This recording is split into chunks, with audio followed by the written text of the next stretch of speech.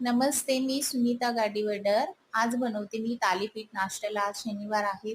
न भाजणी पीठ घेता जे मी घरामध्ये पीठ आहे त्यात टाकून त्यासाठी सगळ्यात पहिले मी बारीक कांदा चिरून घेतली, हिरवा मिरची मिक्सरमध्ये लावून घेतली.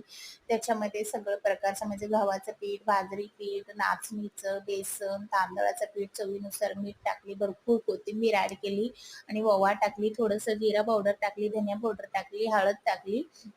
मस्त असं पीठ घट्ट मळून घेतली. छान असा कपडा हातरून घेतली, त्याच्यावर तापून घेतली व्यवस्थित.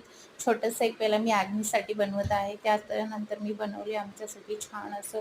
इतकं मस्त चवीला झालतं, एकदम कुरकुरीत, भाजणीपेक्षा पण छान चविष्ट झालतं. कधी कधी आपल्याला तेच तेच भाजी, चपाती, पोहा, उपीट खाऊन कंटाळ येते. हा असं पौष्टिक नाश्ता, सर्व प्रकारचं पीठ वगैरे पण जातं. ह्याच्यामध्ये आपल्याला आवडत असेल तर गाजर, बीट वगैरे पण आपण किसून ॲड केले की अजून ह्याचं चव वाढते. चला तर असं मस्त आमचं खमंग आजचं नाश्ता आहे. दही